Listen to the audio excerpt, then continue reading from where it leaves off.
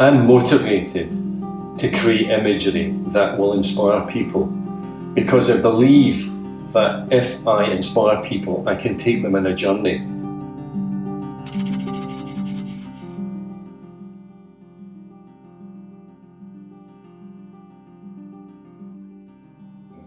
One of my most significant images, in fact I consider it my signature image, was an image that I shot in Glenetiv on the 3rd of November 1990.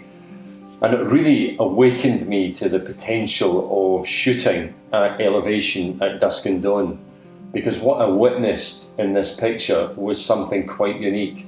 The colours, the light that formed up as the sun set, and during that period, two golden eagles came into this golden light, and in the true sense of the word, they were golden eagles.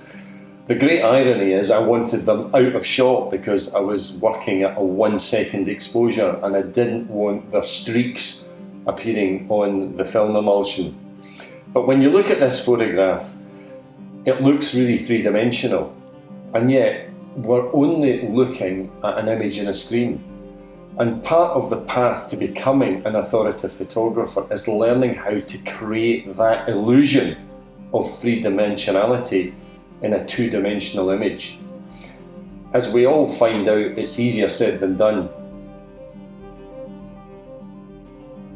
Ansel Adams was probably the biggest influence in my photographic career.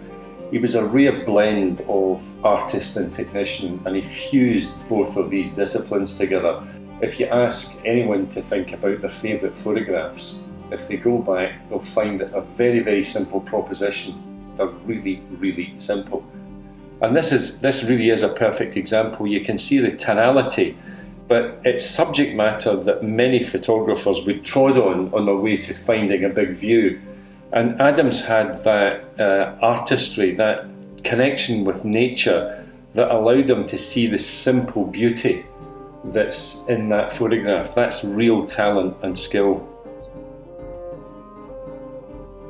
Photography has changed significantly over the last 10 years. And whilst cameras have become extremely sophisticated, it's not the camera that takes a photograph. It's the photographer. It's the photographer's vision that is important. And I think there's a great deal of people out there that are obsessed by the technology. And the truth of the matter is that if you took a digital camera and ripped out 85% of what was in it, photographers could take better pictures more easily. I've often said that making a living as a professional photographer gets in the way of taking photographs. The mainstream of my business activities are in publishing. I've also some workshops that are run annually, which are very popular, and I get the opportunity there to pass on some of the knowledge that I've accumulated thousands of hours observing nature firsthand. This week we've been to several of the small isles, wonderful places, each totally different, with their own atmosphere and life.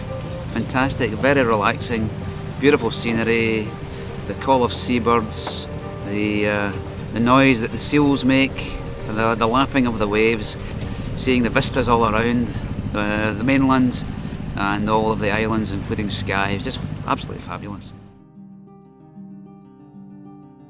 A good photograph must be able to communicate something that is essentially beyond words. The other aspect of great photography is in the process of subtraction. In photography, less is more, and something that we as photographers must continuously be asking ourselves is, what can I take away from this? What can I subtract from this view in front of me to make it more powerful? And the mistake that most photographers make continuously is they try to get too much in.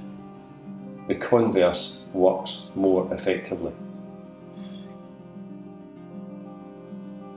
I think mankind's connection with the natural world is in decline. Certainly when I look at younger generations, their lives are absorbed by virtual experiences. The natural world has shaped all aspects of my life. And ultimately, what I'm trying to do is to inspire people to appreciate a world outside of their own. Certainly, when I'm in the mountains, at these moments where light and land are coming together in an extraordinary way, you feel, in that instant, you feel very much part of this whole cycle, this endless cycle of the natural world, and you're just part of it for that instant, and it's almost a spiritual experience.